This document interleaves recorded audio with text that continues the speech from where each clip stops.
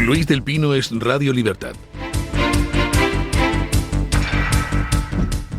Hola, muy buenos días y cordial saludo para todos. Comenzamos con la información de este miércoles 6 de noviembre contándoles que ya se conoce la cifra de desaparecidos confirmados tras la tragedia ocurrida hace una semana por el paso de la Dana en Valencia. De momento las autoridades cifran en 89 el número de personas desaparecidas. Hay que resaltar que esos casos activos corresponden exclusivamente a las denuncias donde los familiares han aportado diferentes datos y facilitado muestras biológicas que permitan la identificación posterior de estas personas. Es importante hacer constar que las denuncias de desaparecidos con expediente activo en las oficinas ante mortem no equivalen al número total de desaparecidos que podría haber generado la tragedia, pues puede haber casos que no se hayan denunciado todavía. Bueno, pues por fin tenemos una cifra oficial de desaparecidos, 89 personas. Con eso, y dando por bastante previsible que por desgracia esas 89 personas pues se confirmará antes o después el fallecimiento, pero ojo, no todos los fallecimientos tienen por qué confirmarse. Es posible que alguna de esas personas desapareciera por alguna otra circunstancia y aparezca finalmente con vida, o que esté aislada en algún lugar y aparezca finalmente con vida, pero por desgracia parece bastante lógico pensar que eso serán las excepciones. La esperanza nunca se pierde, pero serán las excepciones. Con lo cual, la cifra de muertos total se va a ir, la cifra de muertos por la riada se va a ir por encima ya, casi con toda seguridad, de los 300. Y es importante resaltar que esta cifra de 89 son los 89 que tienen ya expediente abierto de desaparición, porque los familiares han denunciado formalmente la desaparición y han aportado a las autoridades pues los elementos necesarios para la identificación, por ejemplo, fotografías de la persona desaparecida, por ejemplo, muestras de ADN del desaparecido o de sus familiares directos. Es decir, 89 son los desaparecidos confirmados 100% como desaparecidos y denunciados por las familias, y además que se ha aportado los datos para poder identificar al desaparecido en caso de que su cadáver apareciera. Lo cual quiere decir que hay otros desaparecidos adicionales que están desaparecidos, que se ha denunciado su desaparición, pero que la familia todavía no ha aportado lo necesario al expediente del desaparecido, con lo cual la cifra de desaparecidos será mayor de esos 89 y posiblemente la cifra de fallecidos se incrementará correspondientemente. ¿Cuántos son esos otros denunciados como desaparecidos para los que todavía no hay datos suficientes aportados por los familiares como para poder abrir un expediente formal de desaparición? Pues no lo sabemos, ese dato no lo han dado las autoridades, pero bueno, por lo menos tenemos ya un primer dato de desaparecidos confirmados. De los fallecidos, pues seguimos sin tener una actualización en condiciones. Se paró el recuento en 217. Sabemos por las redes pues que se ha localizado algún cadáver adicional. La riada, por ejemplo, arrastró cadáveres a las playas y bueno, pues suponemos con bastantes indicios que el número de muertos hallados hasta el momento es superior a esos 217, donde se paró, por algún motivo que no alcanzo a comprender, el recuento dado por las autoridades. De esos 217 hay 195 a los que ya se les ha practicado la autopsia, y de esos 195 hay 133 que ya han sido identificados. Lo cual quiere decir que hay 60 y tantos, 62 que todavía están por identificar. Su cadáver ha llegado a la Ciudad de la Justicia, se ha practicado la autopsia, pero todavía no se ha logrado la identificación. Posiblemente esos 62 sean 62 de los 89 desaparecidos confirmados para los que hay expediente abierto. Pero bueno, son datos que se irán actualizando. Me alegra de que por fin, una semana después de la catástrofe, se proporcionen datos con una mínima seriedad por parte de las autoridades, sobre todo porque de esa manera evitamos los bulos, evitamos las intoxicaciones, evitamos los sensacionalismos y nos quitamos de en medio a los que simplemente quieren clics o quieren monetizar en YouTube sus vídeos tratando de que sean lo más amarillistas posibles. Por ejemplo, pues saben ustedes que corrió el bulo de que había 1900 desaparecidos, ¿verdad? Y eso están denunciando los medios de la izquierda progre. Hubo gente sin escrúpulos que hizo correr ese bulo. Bien, veamos quién fue el que hizo correr ese bulo. Escuchen. El diario.es de Nacho Escolar fue el primer medio de comunicación que puso en circulación el bulo de que tras la tragedia de la Dana en Valencia había 1900 personas desaparecidas. En su momento el diario.es fundamentó la información enseñando un fragmento del acta de la reunión que mantuvieron el presidente de la Comunidad Valenciana, Carlos Mazón, y el ministro Fernando Grande Marlaska el pasado viernes 1 de noviembre. El error fue que el medio dio la cifra de denuncias de personas desaparecidas como si efectivamente fuera un número exacto de desaparecidos. Lo grave fue que una vez publicadas las informaciones, el bulo se extendió y se hicieron eco de él numerosas cuentas en redes sociales. Bueno, pues ya lo comentaba ayer en el programa. Las redes sociales son una bendición porque permiten fluir a la información libremente y permiten pues que desde el poder no se pueda controlar esa información. Por ejemplo, si no tuviéramos redes sociales, pues nos estarían en estos momentos, nos habrían convencido a todos de que una turba de nazis, nietos todos ellos de Hitler, habían agredido al pobre Pedro Sánchez y le habían dado una paliza de la que solo gracias a su constitución física tan fuerte se había podido librar.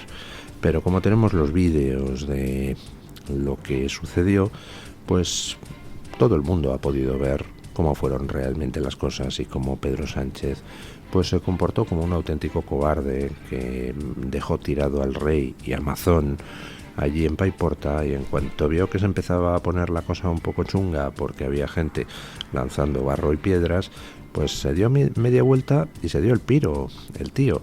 Y por supuesto que no le dio ningún palo en ninguna parte. Se ve perfectamente en los vídeos que alguien le arroja un palo y que ese palo ni le llega a rozar.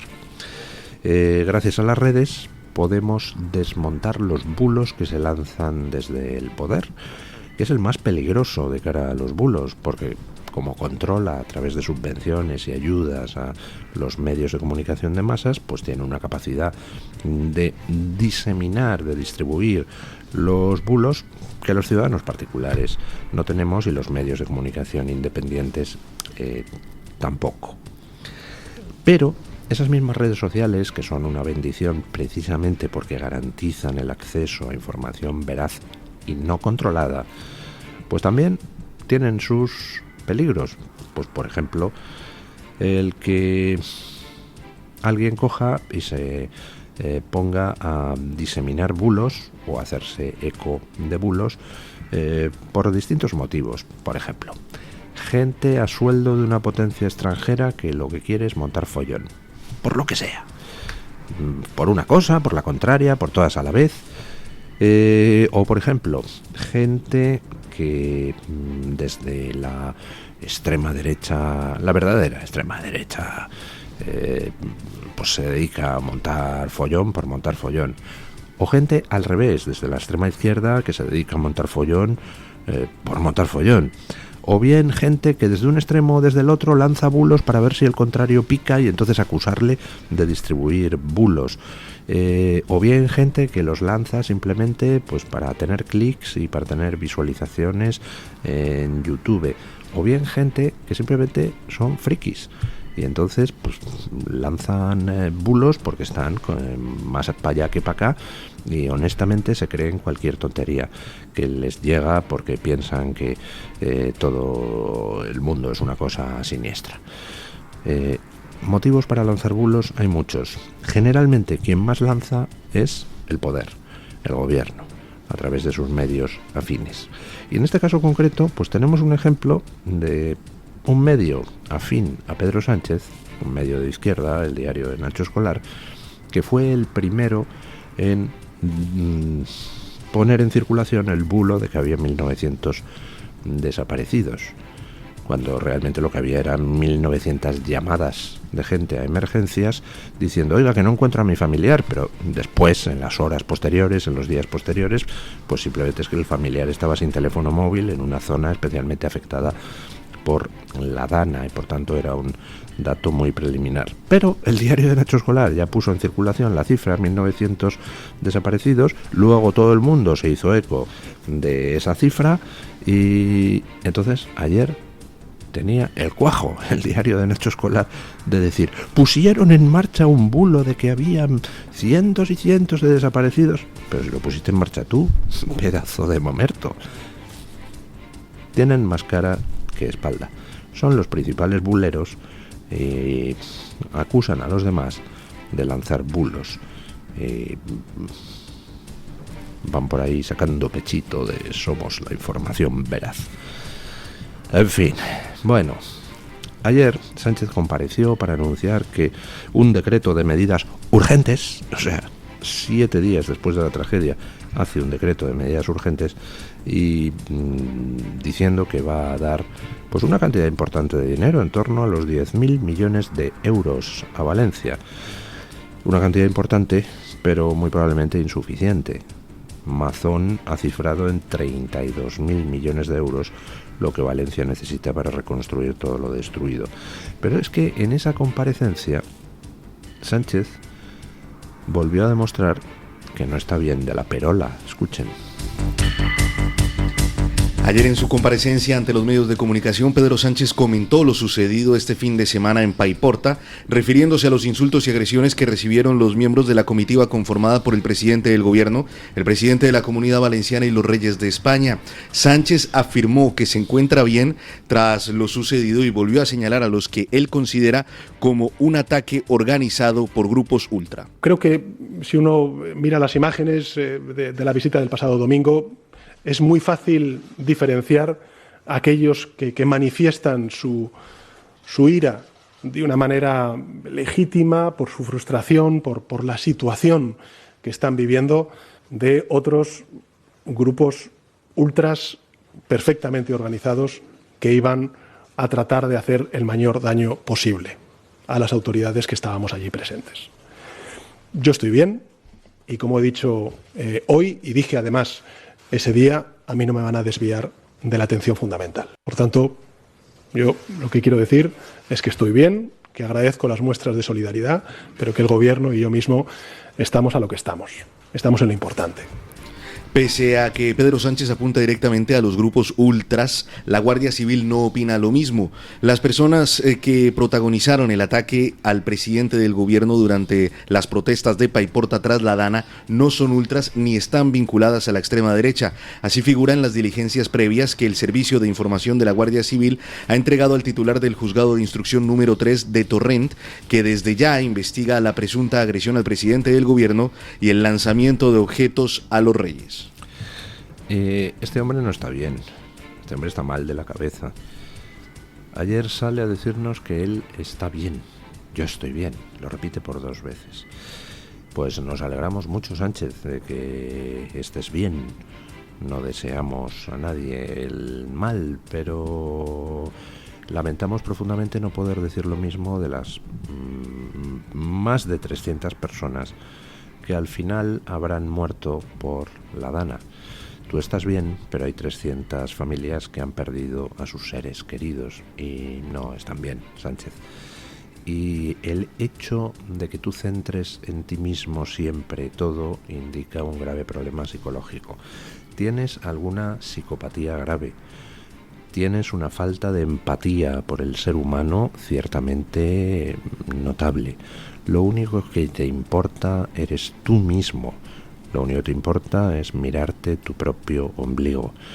Decir por 2 veces ayer que tú estás bien, como si nos importara una mierda si estás bien o mal, teniendo 300 muertos como previsión para la Dana, pues indica que estás fuera de la realidad, estás de la olla, necesitas asistencia psiquiátrica, y te lo digo completamente en serio. Me parece que lo que uno espera de un presidente del gobierno es que se preocupe de si están bien sus ciudadanos, si están bien pues los que por fortuna no han sido víctimas, si están bien dentro de lo mal que tienen que estar los familiares de las víctimas, si al menos pues han podido ya reconocer a sus familiares, si al menos van a recibir las ayudas que necesitan, si al menos van a recibir el cariño del Estado. Esos son los que te tendrían que preocupar. Es de esos, de su bienestar, del que tendrías que ocuparte. Pero lo único que te preocupa eres tú mismo. Y encima piensas que a los demás nos importa cómo tú te sientas en mitad de esta tragedia. Pues mira, sinceramente, Sánchez, no nos importa en absoluto. Y es más, resulta repugnante que salgas huyendo de un sitio sin que te pase nada de nada. A diferencia, por ejemplo, de un escolta de la reina, a quien sí le dieron una pedrada y le veíamos la sangre correr por la cara y el tío siguió allí cumpliendo con su labor. Tú te largaste en cuanto viste que la cosa venía fea y encima tienes la cara de presentarte ayer a decirnos por 2 veces que estás bien. Pues nada, nos alegramos de que estés bien, Sánchez. Una pena que tanta gente no pueda decir lo mismo. El Tribunal Constitucional ha corregido la doctrina que implantó en la pandemia de la COVID-19. Ahora avala que las autoridades puedan restringir o limitar derechos fundamentales de los ciudadanos sin necesidad de acudir al estado de excepción con mecanismos como el estado de alarma. De esta manera, la Corte de Garantías cambia la doctrina que siguió cuando declaró nulo hace 3 años el estado de alarma decretado por el gobierno para combatir la pandemia, al considerar entonces que medidas como el confinamiento solo estaban amparadas por el estado de excepción. Sin embargo, los magistrados consideran ahora en su sentencia que el estado de alarma sí sería suficiente para poner en marcha estas medidas. La razón es que el estado de excepción está destinado únicamente para graves alteraciones del orden público y el de alarma para crisis sanitarias o catástrofes naturales como la Dana, que ha asolado el sudeste de la península ibérica. Todo lo que toca Sánchez lo pudre, y el Tribunal Constitucional se ha convertido en una cloaca al servicio de los intereses de Sánchez. Ya saben ustedes que el Tribunal Constitucional declaró ilegales 2 prórrogas del estado de alarma que Sánchez hizo, porque el estado de alarma no es suficiente como para restringir derechos fundamentales, por ejemplo, para decretar el confinamiento. Bueno, pues ahora el Tribunal Constitucional, con su nueva composición, donde el PSOE tiene mayoría, corrige esa doctrina y estima solo parcialmente un recurso de Vox contra medidas similares que el gobierno de Galicia, dirigido por el señor Feijóo, adoptó durante la pandemia. Y al corregir esa doctrina resulta que se usa como ponente de esa corrección, que ahora dice que sí que se pueden restringir nuestros derechos fundamentales simplemente con un estado de alarma en vez de con un estado de excepción, pues se utiliza como oponente a Juan Carlos Campo. Es decir, a uno de los que ha empotrado ahí Sánchez en el Tribunal Constitucional y que precisamente fue el ministro de Justicia durante la pandemia, es decir, el que avaló eso de que se podía restringir derechos fundamentales de los ciudadanos con un mero estado de alarma. Es vergonzoso, o sea, no tienen el más mínimo recato ni pudor. Les da igual todo, o sea, el ministro de Justicia con Sánchez se mete en el Tribunal Constitucional y ahora corrige al anterior Tribunal Constitucional, que era un poquito más profesional y menos lamebotas que lo que tenemos ahora. carecen de dignidad, carecen de, no sé, un mero amor por la propia imagen. Son alfombrillas y no les importa demostrarlo. Y eso es terrible. O sea, al final, después de la vida, la dignidad es lo que uno tiene más importante. Pero esta gente, en fin, no tiene ningún tipo de recato en demostrar que la justicia para ellos es solo un instrumento perfectamente maleable, perfectamente retorcible y perfectamente manipulable. En fin, bueno, y vamos con las elecciones de Estados Unidos, porque en las elecciones de Estados Unidos pues ya parecen encaminadas a una victoria, pues que en estos momentos el New York Times cifra un 95%, más del 95% de posibilidad de victoria para Donald Trump.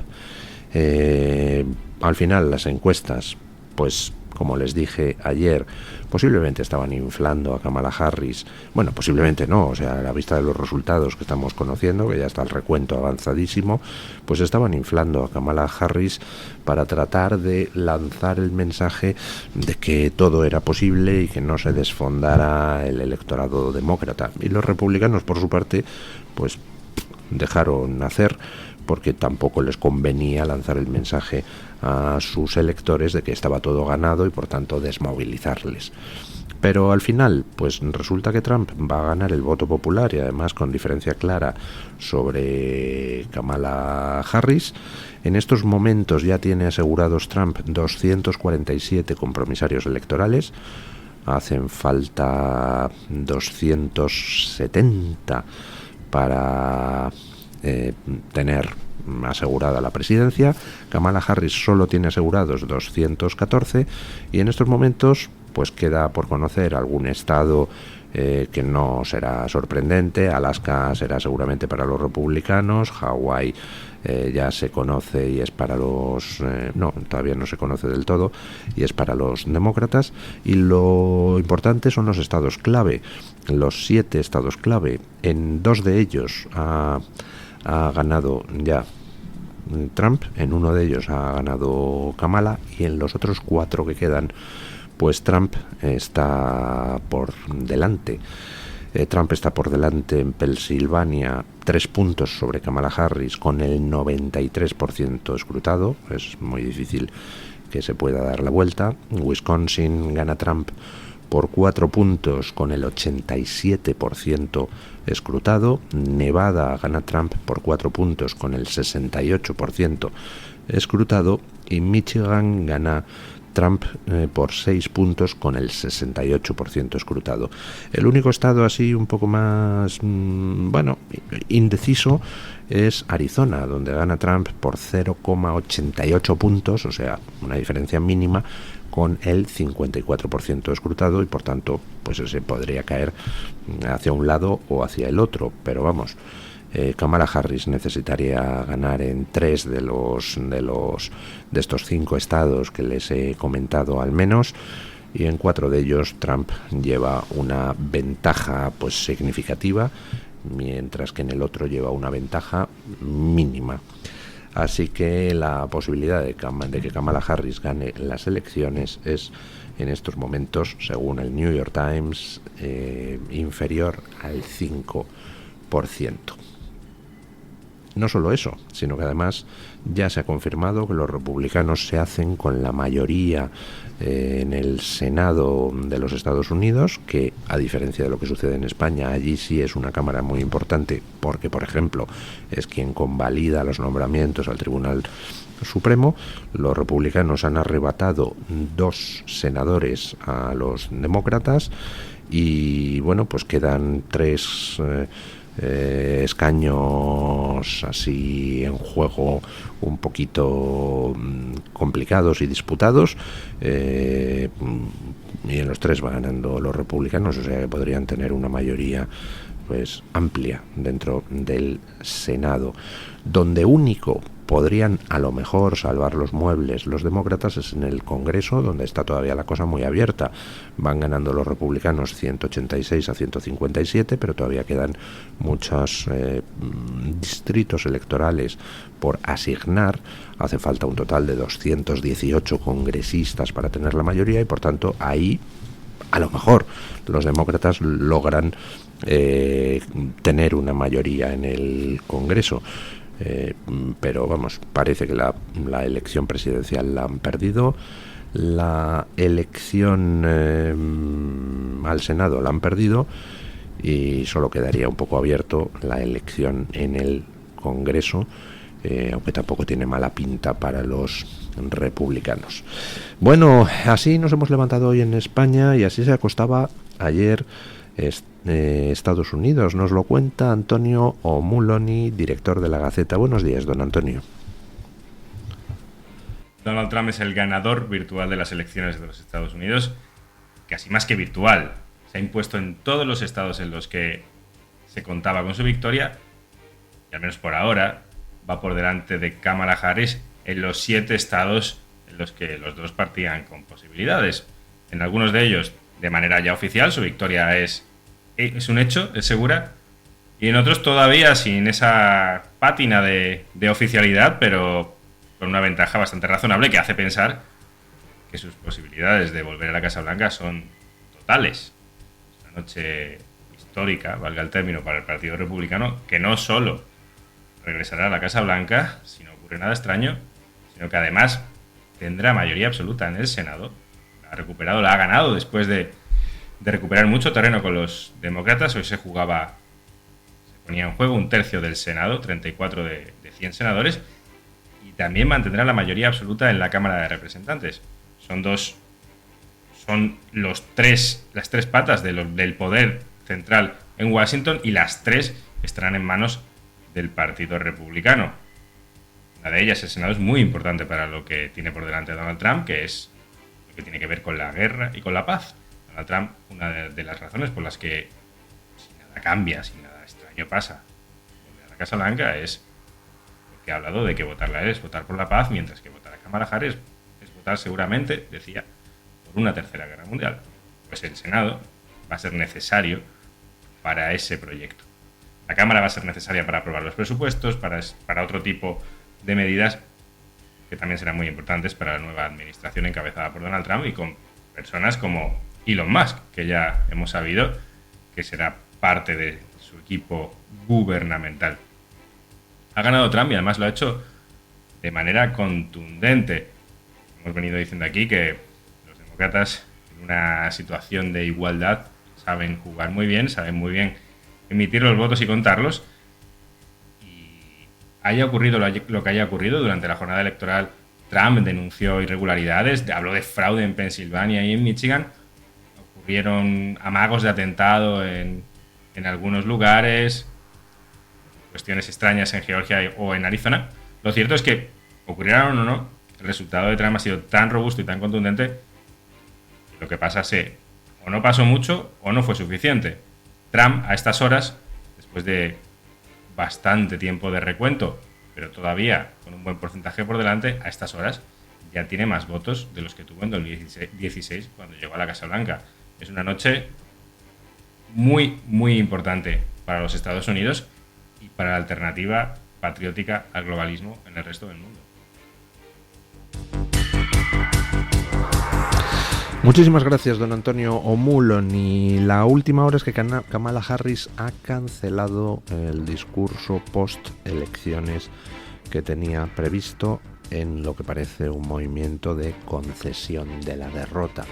Pero bueno, vamos a ver cómo van las cosas. Todavía, pues oficialmente no podemos decir que Trump ha ganado, aunque todo apunta a que sí.